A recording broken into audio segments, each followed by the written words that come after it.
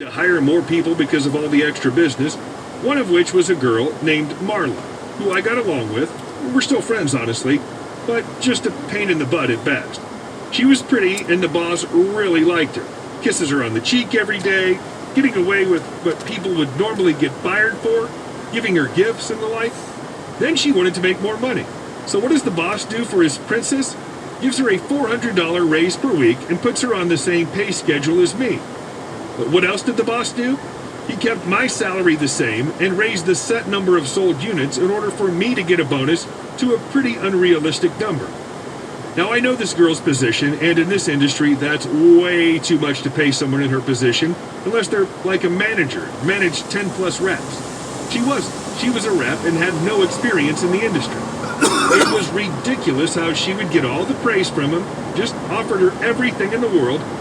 Then I found out another girl named B-Word, who literally depends on me for about 50% of her job responsibilities and treats me like crap, makes about $200 more per week than I do, and got a few raises.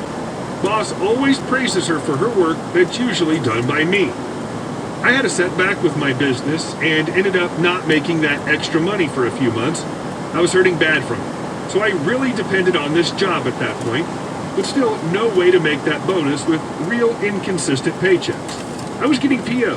Crap hit the fan a few times because of drama from employees, and that's when the boss would say I was doing a good job, but no raise or anything I could actually benefit from. So here I was working for this crap company where the arrogant boss just praises these girls for their work when literally I'm the one that's actually making the business thrive. The boss even made me work a late night on a night I really could not work, all because Marla wanted to keep her part-time job at a sushi restaurant. At the income she was making, nobody in their right mind would still be working at a restaurant. You'd think with those accomplishments, I would get me some sort of raise or something where I would benefit from this type of performance. Nope, I just get like a little pat on the back, worse pay than I started with, and very little commendation.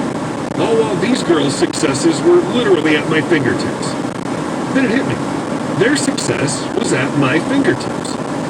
Thankfully, in due time, I finally got back up with my business, learned from the mistakes, and came out making a very healthy income outside of this crap show job.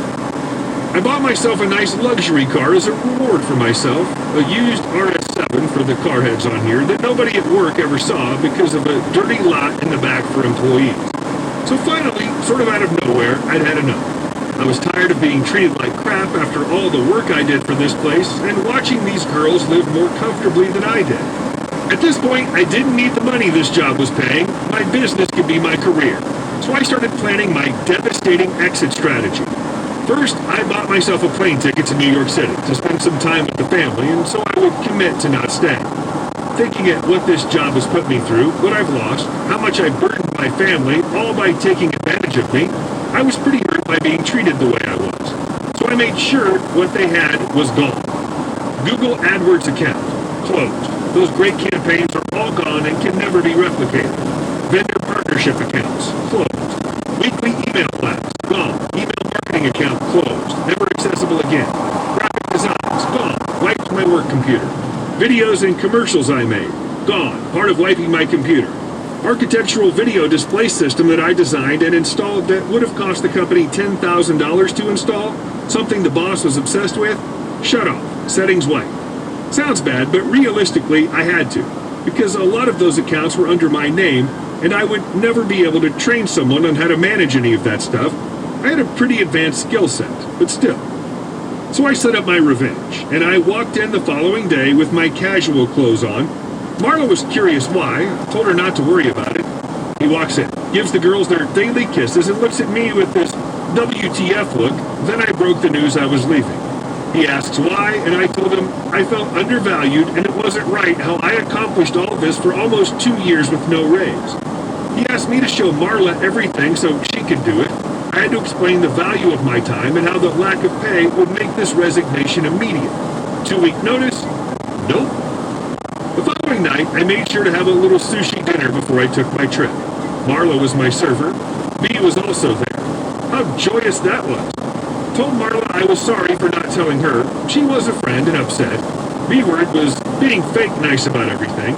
They were set on trying their own strategy. I encouraged it,